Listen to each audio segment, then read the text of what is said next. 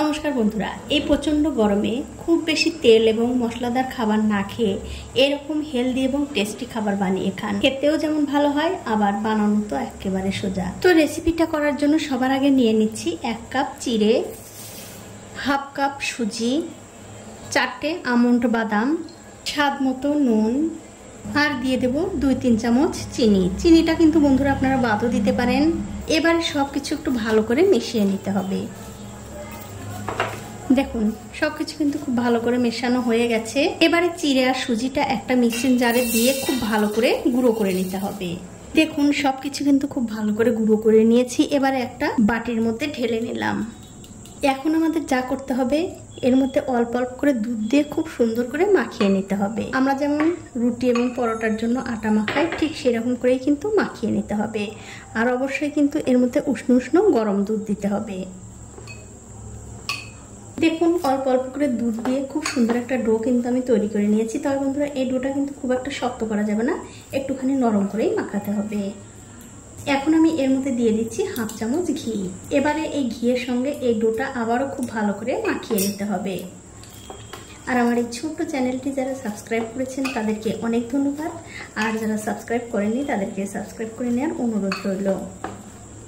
দেখুন ঘি দেওয়ার পর এই ডোটা কিন্তু আমি খুব ভালো করে ঠেসে ঠেসে মাখিয়ে নিয়েছি। এটা কিন্তু হয়ে গেছে।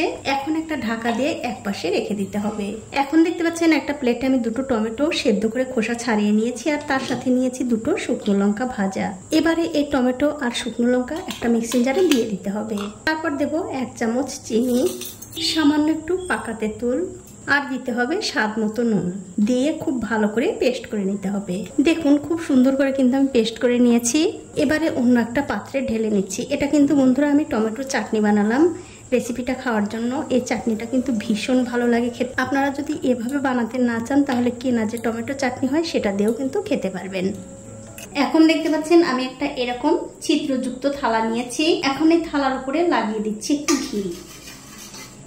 দেখুন ঘিটা কিন্তু আমি খুব সুন্দর করে লাগিয়ে দিলাম। এবারে যে ডোটা আমি ঢেকে রেখেছিলাম তার উপর থেকে ঢাকাটা তুলে নিলাম। তুলে নিয়ে হাত দিয়ে আবার একটু ভালো করে মাখিয়ে নেব। দেখুন এই ডোটা কিন্তু আমি আবারও খুব ভালো করে মাখিয়ে নিয়েছি। এবারে হাতে সামান্য একটু ঘি লাগিয়ে এখান থেকে অল্প অল্প করে ডো নিয়ে এই টিফিনগুলো একটু বানিয়ে নিতে হবে। আর টিফিনগুলো আপনারা চাইলে গোলও করতে পারেন, চ্যাপটাও করতে পারেন, কোনো অসুবিধা নেই। তবে আমি এরকম একটু লম্বা লম্বা করে নিচ্ছি। বানিয়ে এই থালার মধ্যে রেখে দিতে হবে। তো এই দেখুন এক এক করে কিন্তু আমি সবগুলোই বানিয়ে নিয়েছি। এখন দেখতে পাচ্ছেন একটা কড়াইতে আমি জল গরম করতে দিয়েছি। সেই জলের উপরে দিয়ে দিলাম এই থালাটা। এবারে একটা ঢাকা দিয়ে মাত্র 5 মিনিট এই টিফিনগুলো একটু ভাপিয়ে নিতে হবে।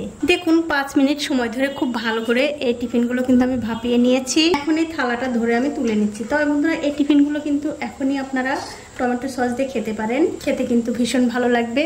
তবে এই টিফিনগুলো খেতে যাতে আরো ভালো লাগে তার জন্য আপনাদের কষ্ট করে একটুখানি একটা কড়াইতে দিতে হবে ঘি। এবারে ঘিটা এই কড়াইয়ের চারিদিকে খুব ভালো করে ছড়িয়ে দিতে হবে। তবে বন্ধুরা এখন কিন্তু অবশ্যই গ্যাসের ফ্লেমটা একদম লোতে থাকবে।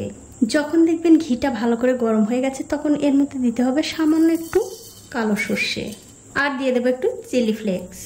আর এই টিফিনটার কালার যাতে সুন্দর হয় তার জন্য দিতে হবে সামান্য একটু হলুদের গুঁড়ো। এবারে সব কিছু মিশিয়ে একটুখানি ভেজে নিতে হবে। দেখুন সবকিছু মিশিয়ে কিন্তু আমি সামান্য একটু ভেজে নিলাম। এবারে যে টিফিনগুলো আমি বানিয়ে রেখেছিলাম সেগুলোর মধ্যে দিয়ে দিচ্ছি। দিয়ে দেবার পর খুবই হালকা আছে এগুলো একটু ভালো করে ঘিয়ের সঙ্গে মিশিয়ে নিতে হবে। তবে বন্ধুরা এগুলো কিন্তু খুব একটা বেশি সময় ভাজা যাবে না, খুব বেশি ভাজলে কিন্তু আবার শক্ত হয়ে যেতে পারে। যখন দেখবেন মোটামুটি ঘিয়ের সঙ্গে এই টিফিনগুলো খুব ভালো করে মিশে গেছে তখনই কিন্তু এই কড়াই থেকে তুলে নিতে হবে। দেখুন সবগুলো কিন্তু খুব ভালোভাবে মিশে গেছে। তো এই দেখুন বন্ধুরা কড়াই থেকে কিন্তু আমি সবগুলো একটা প্লেটে তুলে নিয়েছি, আর আপনাদের দেখিয়ে দিচ্ছি। দেখুন কতটা সুন্দর, একদম কিন্তু নরম তুলতুলে। এখন আপনারা এই টিফিনটা যে চাটনিটা বানালাম সেই চাটনি দিয়েও খেতে পারেন, খেতে কিন্তু দুর্দান্ত লাগবে। আবার আপনারা এরকম গ্রিন চাটনি দিয়েও খেতে পারেন, খেতে কিন্তু অসাধারণ লাগে। তো বন্ধুরা আমার আজকের এই তেল ছেঁড়া রেসিপিটা আপনাদের কেমন লেগেছে? যদি ভালো লেগেই থাকে অবশ্যই একটা লাইক, কমেন্ট আর শেয়ার করতে ভুলবেন না। আজ এই পর্যন্তই, দেখা হবে অন্য কোনো নতুন ভিডিও নিয়ে।